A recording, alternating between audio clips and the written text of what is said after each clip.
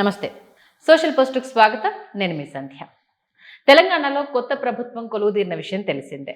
ఇక కొత్త ప్రభుత్వం కొలువుదీరిన తర్వాత పరిపాలన మీద ఎంత ఫోకస్ ఉంటుందో, ఇక విపక్ష ఎమ్మెల్యేల అంటే మాజీ ఎమ్మెల్యేల భరతం పట్టడానికి కూడా అంతే రూట్ మ్యాప్ వేస్తున్నారు అంటూ ప్రస్తుతము సోషల్ మీడియాలో కావచ్చు, అలాగే ఏ నలుగురు కలిసినా ఇంకా అయిపోయింది, మాజీ ఎమ్మెల్యేల భరతం పట్టడానికి ప్రభుత్వం సిద్ధమవుతుంది అన్న వార్తల్ని ఎక్కువగా స్ప్రెడ్ చేస్తున్నారు.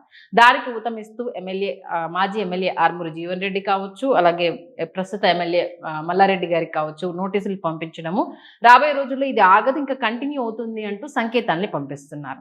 దాంతోపాటు టీఎస్పీఎస్సీ చైర్మన్ గా రాజీనామా చేస్తే దాన్ని ఆమోదించకపోవడము, ఇక ముందుంది ముసళ్ళ పండుగ అంటూ కొన్ని సంకేతాలను ఇచ్చే ప్రయత్నం చేస్తున్నారు. నిజంగా దీంట్లో వాస్తవం ఎంత ఉంది?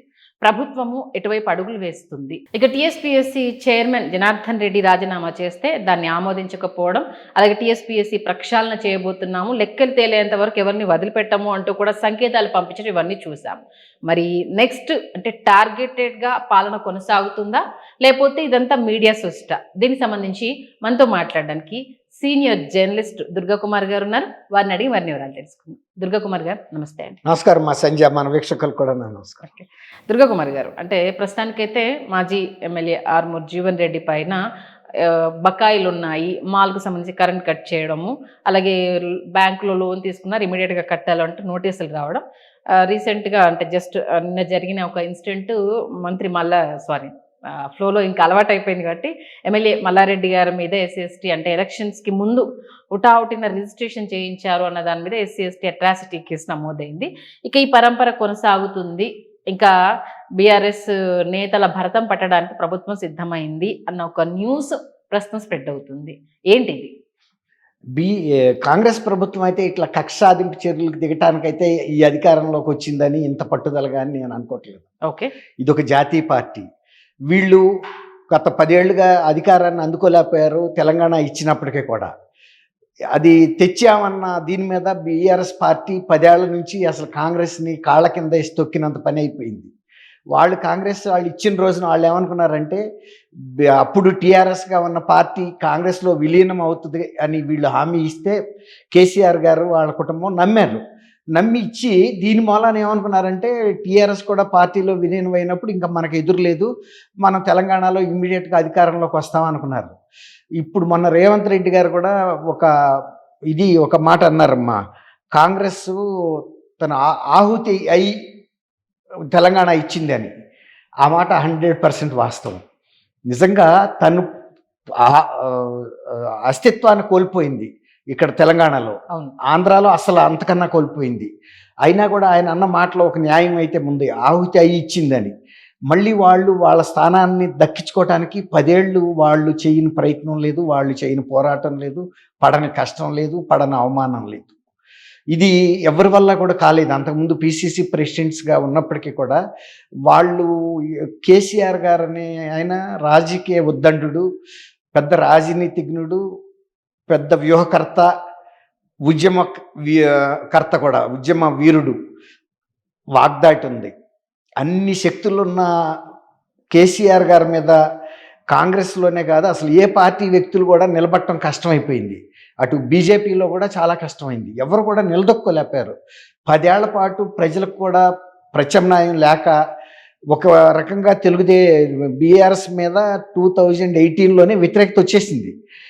కానీ ఆ మాత్రమైనా స్థిర ప్రభుత్వం ఉంది, లోకల్ అయినా మళ్ళీ అస్థిరమైన ప్రభుత్వాలు వస్తే ప్రజల సంక్షేమం జరగదు, అభివృద్ధి జరగదన్న ఒక్క డౌట్తోనే బీఆర్ఎస్కి వేశారు.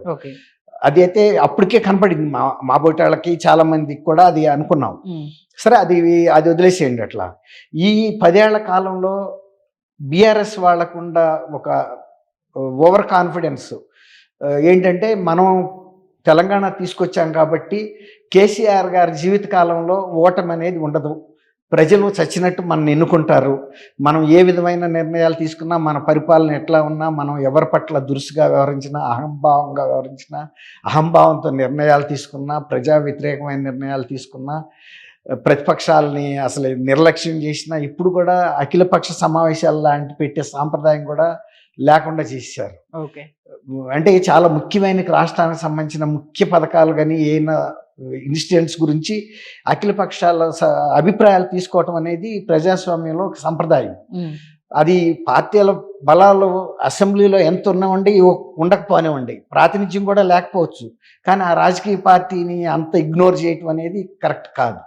అటువంటి పరిపాలన మన ఆంధ్రప్రదేశ్ తెలంగాణలో జరిగింది.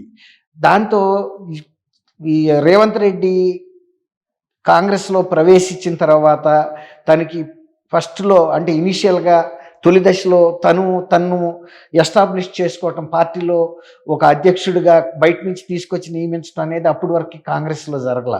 దాదాపుగా ఆ పార్టీలో పుట్టి పెరిగిన వాళ్ళే సీనియర్స్, లేదు ఒక పార్టీ నుంచి వచ్చి చేరిన తర్వాత 15 ఏళ్లకో 20 ఏళ్లకో అధ్యక్షులు అవటం జరిగింది. కానీ ఇమీడియట్ గా జరగటం అనేది రేవంత్ రెడ్డి ఒక్క విషయంలోనే జరిగింది. అదొక సెన్సేషన్ కూడా. అవును, అది వాళ్ళు సీనియర్స్ జీర్ణించుకోలేకపోయారు. అందులో వీళ్ళంతా కూడా చాలా మేము హిస్టరీ క్రియేట్ చేశాము, మేము తొలి నుంచి ఉన్నాం. ఇప్పుడు వి హనుమంతరావు గారు లాంటి ఆయన మా బోటాళ్ళం, మా చిన్నప్పటి నుంచే ఆయన యూత్ కాంగ్రెస్లో కూడా ఉన్నాడు, మేము జర్నలిజంలోకి రాకముందు. అంటే 50 ఏళ్ల చరిత్ర కూడా ఆయనకు ఉంది. అలాంటి వాళ్ళు కూడా ఉన్నారు. అయితే వాళ్ళు ఈయన్ని పెద్దగా పొసకనివ్వల, కానీ అధిష్టానంలో ఈయనలో ఉన్న అయస్కాంత శక్తిని గమనించింది. మ్యాక్సిమమ్ ఈయన్ని ప్రెసిడెంట్ చెయ్యాలి, కంటిన్యూ చేయాలి అనుకున్నప్పటికీ కూడా వాళ్ళని కూడా తిరస్కరించకుండా సున్నితంగా వాళ్ళని ఈ లైన్లోకి తీసుకురావటానికి దాదాపు ఒక సంవత్సరంన్నర టైం పట్టింది ఈ అంతర్గత కొట్లాటకి. అసలు అప్పుడు ఏమనుకున్నారంటే మళ్ళీ వీళ్ళు ఇదే స్థాయిలో ఉన్నారు, మళ్ళీ ఏమొస్తారని. కానీ ఆ తర్వాత స్లోగా రేవంత్ రెడ్డి గారి చొరవే బాగా పనిచేసింది. ఆయన అహంభావంతో నా దగ్గరికి అందరూ రావాలనుకోకుండా సీనియర్స్ అందరిళ్ళకి వెళ్ళి వాళ్ళ ఈగోని సాటిస్ఫై చేస్తూ మీ అందరం నిజంగా మీరు డౌన్ టు ఎర్త్ ఆయన ఏంటంటే అధికారం తీసుకురావాలి, అదే పరమావధిగా ఉన్నారు. సరే, అందులో ఒక నిజాన్ని కూడా ఆయన గ్రహించారని అనుకోలేదు. ఎందుకంటే వీళ్ళు పార్టీని మొదటి నుంచి ఉన్నారు, నేను మధ్యలో నుంచి వచ్చిన వ్యక్తిని అన్న నిజాన్ని గ్రహించారనేసి కూడా చాలా మంది సీనియర్ నేతలు కూడా చెప్పడం జరిగింది. అది ఈవెన్ అదే ఆయనకు ప్లస్ పాయింట్ అయింది, అదే శ్రీరామ రక్ష కూడా అయింది. కరెక్ట్. ఆయన అదే చెప్పాడు, నేను మీ అందరినీ మించిన వాడిని కాదు, మనందరం కలిసి పనిచేద్దాం, నేను కష్టపడతాను, మీరు కొంచెం వయోధికులు కాబట్టి మీరు కొంచెం ప్రశాంతంగా ఉండండి, మీ సలహాలు సంప్రదింపులు మీ మద్దతు నేను తీసుకుంటాను, మీ ఆశీస్సులు నాకు కావాలి. ఆ విధంగా అప్రోచ్ అయ్యి ఈ నాయకులను కూడా కొంతవరకు సముదాయించుకున్నాడు. ఇక అక్కడి నుంచి కేసీఆర్ గారి వైపు చూశాడు. ఇక కేసీఆర్ గారు కూడా తను గతంలో కాంగ్రెస్ అనేది ఆయన ఒక స్థాయి గల పార్టీ అని ఆయన అనుకోలేదు. ఎందుకంటే 2 ఎలక్షన్లో సునాయాసంగా ఓడించాడు కాబట్టి ఇంకా అప్రతిహతంగా గెలవగలుగుతాననే ఒక ధైర్యంతో ఉన్నాడు. ఇక వీళ్ళిద్దరూ ముఖాముఖి పోరాడినప్పుడు దుర్యోధనుడు భీముడు గదా యుద్ధం లాగా మాటల యుద్ధం, తర్వాత తిట్ల పురాణం అన్నీ జరిగినాయి. రాజకీయాల్లో తప్పదు. అవతల నుంచి ఆయన చెప్పాడు కదా, అవతల నుంచి ఏ విధమైన బాణాలు వస్తాయో అట్లాంటి బాణాలే నా వైపు నుంచి వస్తాయని చెప్పాడు. ఆయన ఏం దాచుకోలేదు. ఇప్పుడు వాళ్ళు నన్ను సంస్కారవంతంగా విమర్శిస్తే నేను సంస్కారవంతంగా విమర్శిస్తా. వయసు చూడకుండా కేటీఆర్ నన్ను విమర్శించినప్పుడు కేసీఆర్ గారి విషయంలో నేను మాత్రం ఎందుకు చూడాలి వయసు, ఇది యుద్ధం కాబట్టి తప్పదు అనే తీరులోనే ఆయన వెళ్ళాడు, గెలిచాడు. అందువల్ల నేను ఇదంతా ఎందుకు చెబుతున్నానంటే, ఇప్పుడు ఇది మన కక్ష సాధింపుతో చేస్తారనే ఉద్దేశం కాదు.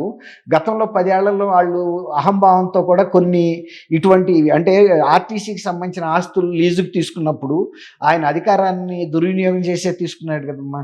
అంత పెద్ద ప్రైమ్ ప్రాపర్టీస్ని లీజుకు తీసుకుని అంత పెద్ద మాల్స్ కట్టినప్పుడు వాటికి సంబంధించిన రెంట్స్ మరి ఆ సంస్థకి ఇవ్వాలి కదా. ఆర్టీసీ ఎవరిది? ప్రజా సంస్థే కదా. అది ఎలా మనుగడ సాగిస్తుంది? కోట్ల రూపాయలు బాకీ పడితే నువ్వు వాళ్ళ దగ్గర రిటైలర్స్ దగ్గర రెంట్ తీసుకుంటున్నప్పుడు ఆర్టీసీ అందులో సిక్ ఆర్గనైజేషను, అది సబ్సిడీలతో చాలామంది ప్రజా రవాణాకి పనిచేస్తున్న సంస్థ. అసలే నష్టాలతో ఉన్నది. అధికారులు అతి కష్టం మీద దాన్ని ఏదో అక్కడికక్కడికి తీసుకొచ్చారు. అసలు ఒక స్టేజ్లో కేసీఆర్ గారే దాన్ని రద్దు చేసేసి అసలు ప్రైవేటైజ్ చేసేద్దాం అనుకున్నారు ఒక స్టేజ్లో. కానీ అధికారులు ఎట్టాగో పట్టుబట్టి ఉద్యోగులు కూడా ఒక పట్టుదలగా, ఎందుకంటే అది వాళ్ళకి లైఫ్ అండ్ డెత్, చాలా లైఫ్ అండ్ డెత్ క్వశ్చన్. అంతకుముందు స్ట్రైక్ ఇండెఫినెట్ స్ట్రైక్ జరిగినప్పుడు కూడా ప్రభుత్వం చాలా గట్టి పట్టుపట్టింది, అసలు ఏ విధంగా లొంగకుండా. అయినా వాళ్ళకి వాళ్ళే ఉపసంహరించుకున్నారు. ఎందుకంటే ప్రభుత్వంతో పోరాడే శక్తి డ్రైవర్లకిను కండక్టర్లకి ఉండదు కదమ్మా, మెకానిక్లకిను. ఆ విధంగా వాళ్ళకి వాళ్ళు తగ్గి సంస్థ ఉంటేనే మనం ఉంటామని తగ్గి వచ్చారు. అటువంటి సంస్థ దగ్గర లీజుకి తీసుకుని ఇవ్వకపోవటం అనేది ప్రజాప్రతినిధిగా అది అధికార దుర్వినియోగం. మళ్ళీ కూడా అంటే తను ఒక ఎమ్మెల్యేగా ఉన్నాడు కాబట్టి మినిస్టర్గా కూడా ఉన్నాడు. అందువల్ల ఆ బాకీలు పడినప్పుడు బాకీ అడగటంలో కక్ష సాధింపు అనటంలో అర్థం లేదు. ఇప్పుడు ఎమ్మెల్యే ఈయన మల్లారెడ్డి గారు తనే చెబుతున్నాడు, 800 ఎకరాలు ఉన్నాయి, ఎన్నో కాలేజీలు ఉన్నాయి, నా అంత విద్యావేత్త, ఇన్ని విద్యా సంస్థలు ఉన్న వ్యక్తి భారతదేశంలోనే కాదు ఎక్కడా కూడా లేడని చెబుతున్నాడు. అది నిజమనే నమ్ముదాం, దాంట్లో మనకి ఏమి అభ్యంతరం లేదు. తనకున్న పొలాల మీద రైతు బంధు కూడా తీసుకుంటున్నాడనే ఆరోపణలు కూడా ఉన్నాయి. అవన్నీ రేపు ఇప్పుడు గవర్నమెంట్లోకి వీళ్ళు వచ్చారు కాబట్టి విత్ రికార్డ్స్ కూడా బయట పెట్టగలరు. అది తర్వాత విషయం. ఇప్పుడు ఎస్సీ ఎస్టీకి సంబంధించిన ల్యాండ్స్ని మరి హడావిడిగా రిజిస్ట్రేషన్ చేసుకున్నప్పుడు ఆ వ్యక్తులు ఇదివరకంటే వాళ్ళ ప్రభుత్వం ఉంది కాబట్టి భయానికి వెళ్ళరు.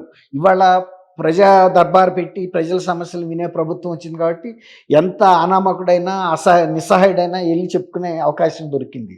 ఆ ప్రభుత్వానికి ఈ ప్రభుత్వానికి ఉన్న తేడా ఇది. కాబట్టి ఇటువంటి ప్రజల సమస్యలు వచ్చినప్పుడు అది ఎంత మాజీ మంత్రి అయినా, మాజీ శాసనసభ్యుడైనా, మాజీ ముఖ్యమంత్రి అయినా వాటి మీద చర్యలు తీసుకునే సందర్భంలో అంటే సాక్ష్యాధారాలు ఉన్నప్పుడు తప్పు అని అనుకోవటానికి వీల్లేదు. తప్పులే సాక్ష్యాధారాలు లేకుండా కక్ష సాధింపు మొన్న చంద్రబాబు నాయుడు గారు లాగా హడావిడిగా అరెస్ట్ చేయాల్సిన అవసరం లేదు. వీళ్ళు అవన్నీ కూడా దానికి సంబంధించిన సాక్ష్యాధారాలు చూస్తున్నారు. అంటే అరెస్ట్ చేయాలని కాదు, ప్రభుత్వం వాస్తవ పరిస్థితి ఏంటి, ఆర్థిక పరిస్థితి, ఏ శాఖల పరిస్థితి ఎట్లా ఉంది. ఇప్పుడు టీఎస్పీసీ పెట్టిన దగ్గర నుంచి వివాదాస్పదమే. వెళ్ళిన అభ్యర్థులు ఇప్పుడు ఫస్ట్ టైం వాళ్ళు గ్రూప్ 1 సెలక్షన్స్లో రిటర్న్ టెస్ట్లో బాగా వచ్చిన వాళ్ళని సెలెక్ట్ చేయకూడదని వీళ్ళకి ఎవరైతే ఇంట్రెస్ట్ ఉందో వాళ్ళకి సెకండ్ లిస్ట్లో వచ్చినా సరే, అంటే రెండో లిస్ట్ కూడా ఇచ్చారు, మెరిట్ లిస్టు. ఆ రెండో లిస్టులో ఇచ్చిన వాళ్ళని కూడా సెలెక్ట్ చేయడానికి ఇంటర్వ్యూల్లో ఎక్కువ మార్కులు వేశారు. అదే ఫస్ట్ లిస్ట్లో సెలెక్ట్ అయ్యి హైయెస్ట్ మార్క్స్ ఉన్న వాళ్ళకి వాళ్ళు సెలెక్ట్ కాకుండా ఉండాలంటే ఇంటర్వ్యూలో లీస్ట్ మార్కులు వేశారు. అంటే వాళ్ళు పక్కన పెట్టుకుని కంపారిజన్గా ఎవరైతే వీళ్ళకి ఇంట్రెస్ట్ ఉందో వాళ్ళకి డబ్బులు ఇచ్చారో లేకపోతే ఇంకా ఇతర ఇంట్రెస్ట్లు ఉన్నాయో తెలియదు. కావాలంటే ఇప్పటికైనా సరే గ్రూప్ 1 ఫస్ట్ లిస్టు ఏ జడ్జి గారి ముందన్న పెట్టమనండి, ప్రతిభ గల వాళ్ళకి అన్యాయం జరిగింది. అందువల్ల ఇప్పుడు బరిలెక్క లాంటి వాళ్ళు ఇంతమంది ప్రతి ఊళ్ళోనూ నిరుద్యోగ యువకులు ఇది మొత్తం కరప్ట్ వ్యవస్థను పెట్టాడు టీఎస్పీఎస్సీ. దానికన్నా ఆ రోజు యూపీఎస్సీ సర్వీసెస్ కనుక ఉపయోగించుకుని ఉంటే వాళ్ళకేమీ బంధుప్రీతి లేకపోతే అవినీతి ఉండదు కదమ్మా. అంటే ఇప్పుడు ఓవరాల్గా మీరు చెప్పేది ఏంటంటే వాళ్ళు చేసిన పొరపాట్లకి అక్కడ నుంచి వచ్చిన కంప్లైంట్ ఆధారంగానే ఇప్పుడు వీళ్ళ మీద కేసులు నమోదవడం జరిగింది అంతే. అయితే స్ట్రైట్ క్వశ్చన్, కక్ష సాధింపు సరే ఇప్పుడు మీరు చెప్పిన దాని ప్రకారం ఇప్పుడైతే స్టార్ట్ అవ్వలేదు అనేసి అంటే రాబోయే రోజుల్లో అవునన్నా కాదన్నా ఎవరైనా సరే ఒకటి ఇస్తే 2 ఇవ్వాలన్న థాట్లోనే ఉంటారు. మనల్ని ఇబ్బంది పెట్టినప్పుడు మనం ఎందుకు కూరుకోవాలి అన్న ఆలోచన సామాన్యుడికే వచ్చినప్పుడు ఎవరమైనా నాకు చెడు చేసినప్పుడు నేను వాడికి ఎందుకు మంచి చేయాలన్న థాట్లోనే కామన్ మ్యాన్ ఉంటాడు. మన కంట్లో పెట్టినప్పుడు అవతలాడి కంట్లో కూడా. అయితే ఇప్పుడు ప్రతి ఒక్కరికి వచ్చే డౌట్ ఏంటంటే తెలంగాణ కాంగ్రెస్ అంటే సీఎం రేవంత్ రెడ్డి గారి ఆధ్వర్యంలో ఈ కక్ష సాధింపు పర్వాలు ఏమైనా మన తెలంగాణ రాజకీయాల్లో జరిగే అవకాశం ఉందా లేదా? Straight question. స్ట్రైట్ బ్రహ్మాండం. ఇప్పుడు ఫస్ట్ వీళ్ళు ప్రభుత్వ స్థితిగతులు తెలుసుకునే పని మీద ఉంటారమ్మా. ఎందుకంటే అసలు ప్రభుత్వ పరిస్థితి ఏంటనేది ఆలోచించుకుంటే నెక్స్ట్ స్టెప్ వేయటానికి వీళ్ళకి ఆర్థిక పరిపుష్టి ఎంత ఉందనేది తెలుసుకుంటారు. ఏ శాఖ అయినా కూడా రివ్యూలు కూడా చేస్తారు. అది ఒక శ్వేతపత్రం కూడా వేస్తారు. అదొక రకంగా మంచిదే. ఏ ప్రభుత్వం అయినా తను వచ్చే నాటికి ఏ పరిస్థితి ఉంది, దిగే నాటికి ఏ పరిస్థితి ఉందని వేసి వెళ్తే దానికి నెక్స్ట్ ఎన్నికల ప్రచారం చేసుకోవాల్సిన అవసరం కూడా పెద్దగా ఉండదు. ఈ ప్రభుత్వ పనితీరు ఏంటనేది అదే చెప్పేస్తుంది. స్టేట్మెంట్ ప్రోగ్రెస్, మన పిల్లల ప్రోగ్రెస్ కార్డులు వస్తాయి కదా, అట్లా అన్నమాట. ఇప్పుడు మీరు ఏమడిగారంటే తెలంగాణలో అటువంటి పరిస్థితి ఉంటుందా అని. తెలంగాణలో ఫస్ట్ డెవలప్మెంట్ మీద, పబ్లిక్ వెల్ఫేర్ మీద, తర్వాత ప్రజల కాంగ్రెస్ మీద పెట్టిన నమ్మకాన్ని వాళ్ళు దాన్ని కాపాడుకుని ముందు, ఆ తర్వాత ఇందులో ప్రభుత్వంలో పెద్ద ఎత్తున జరిగిన లోపాలు ఎక్కడెక్కడ ఉన్నాయో ప్రజల ముందు తగిన రాజ్యాంగ వ్యవస్థల ముందు పెడతారు. పెట్టినప్పుడు ఆ రాజ్యాంగ వ్యవస్థలు వాళ్ళు తీసుకునే చర్యలు ఏంటనేది అట్లా ఉంటాయి. అంతేగాని ఇప్పుడు పదవిలోకి రాగానే ఆంధ్రప్రదేశ్లో జగన్మోహన్ రెడ్డి గారు ఫస్ట్ చేసిన పని ఏంటమ్మా, ప్రజావేదిక కూల్చేయటం, అంతే కదా.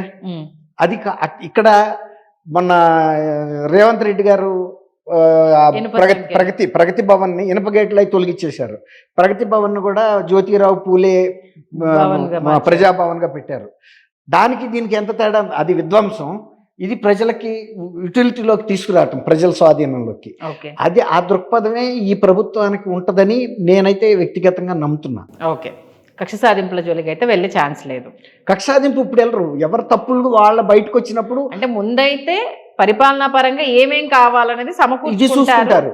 తర్వాత ఆ ఎలా క్రమం- టర్న్ అయ్యేది తెలియదంట. ఆ క్రమంలో తప్పులు చేసిన వాళ్ళ విషయాలు బయటకు వచ్చినప్పుడు అది ఏ రాజ్యాంగ విభాగానికి అప్పచెప్పాలో అట్లా అప్పచెప్పేస్తారు. Okay. పరిపాలన అయితే వీళ్ళు కొనసాగిస్తారు, అంతే తప్ప దాని మీదే కూర్చుని పరిపాలన లేకుండా, ప్రభుత్వం ప్రగతి లేకుండా చేసుకోరు. ఓకే ఓకే, మంచి డెఫినేషన్ ఇచ్చారు నిజంగా.